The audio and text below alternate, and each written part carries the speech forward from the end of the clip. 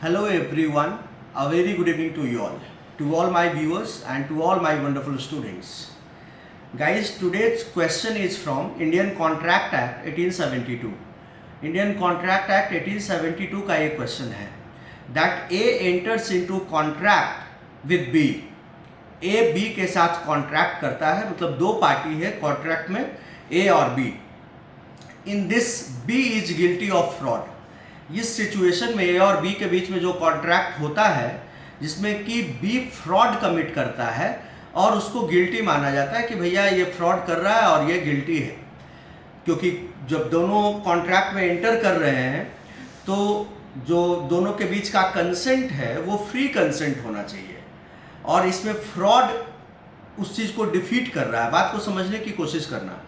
ए और बी के बीच में अगर कॉन्ट्रैक्ट हो रहा है या किसी भी दो पार्टी के बीच में कॉन्ट्रैक्ट हो रहा है तो पॉइंट ये है कि कुछ एसेंशियल एलिमेंट्स होते हैं उसमें उसके, जिसमें कि कंसेंट मतलब फ्री कंसेंट भी एक एसेंशियल एलिमेंट है। और फ्री कंसेंट अगर पांच में से कोई भी एक एलिमेंट मिसिंग रहेगा तो फ्री कंसेंट नहीं हो सकता है। जैसे कोअर्सन है, अनड्यू इन्फ्लुएंस है, मिसरिप्रेजेंटेशन है, फ्रॉड है, मिस्टेक है। ये पांच चीज में से कोई भी एक एलिमेंट मौजूद रहेगा, चाहे वो कोअर्सन हो, अनड्यू इन्फ्लुएंस हो, फ्रॉड हो, मिसरिप्रेजेंटेशन हो या मिस्टेक हो, तो कंसेंट फ्री कंसेंट नहीं माना जाएगा। Am I clear? तो इस केस में वही हो रहा है कि बी फ्रॉड कमिट करता है, मतलब बी गिल्टी है।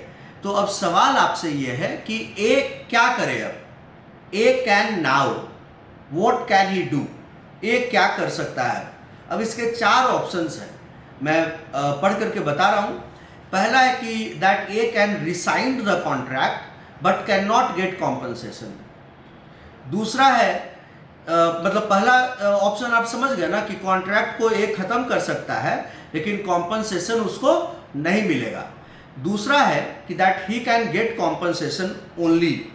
दूसरा है कि कॉन्ट्रैक्ट को खत्म नहीं कर सकता है लेकिन कॉम्पनसेशन उसको मिलेगा। तीसरा है कि he can rescind the contract and get compensation। तीसरा है कि वो कॉन्ट्रैक्ट को रिसाइंड कर सकता है, मतलब ए कॉन्ट्रैक्ट को खत्म कर सकता है और साथ ही साथ में he can get compensation also। मतलब कि तीसरे में कॉन्ट्रैक्ट को खत्म भी कर सकता है और कॉम्पनसेशन भी मिलेगा। और चौथा है none of the above, right.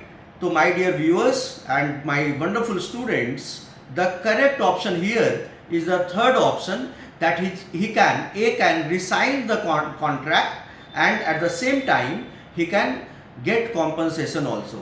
क्योंकि यहाँ पर A की गलती नहीं है, गलती किसकी है? B की। B की गलती क्या है कि B ने फ्रॉड कमिट किया और जिसके कारण से फ्री कंसेंट नहीं हो पाया। तो B की गलती है, तो इसकी जिम्मेवारी भी B को ही लेनी होगी। इसका जो कॉन्सिक्वेंस है वो बी को ही भुगतना पड़ेगा। A shall not be held to be liable for the free consent that vitiated the contractual obligation, जो कि कॉन्ट्रैक्चुअल ऑब्लिगेशन को खत्म कर दिया एक तरह से बी के कारण से। तो यहाँ पर ए की कोई गलती नहीं है, ए की कोई गलती नहीं है। तो ए इस कॉन्ट्रैक्ट को खत्म कर सकता है और साथ ही साथ उसको कॉम्पनसेशन भी मिलेगा, राइट। आई होप कि ये सवाल काफ़ी क्लियर है, ये कॉन्सेप्ट काफ़ी क्लियर है। ये जुडिशियल सर्विसेज में, क्लैट यूजी पीजी में, एपीओ के एग्जाम्स में सारे जगह पर पूछा जा चुका है पहले, and that's why I am discussing it with you, right. Thank you everyone for watching. जय हिंद, जय श्री राम।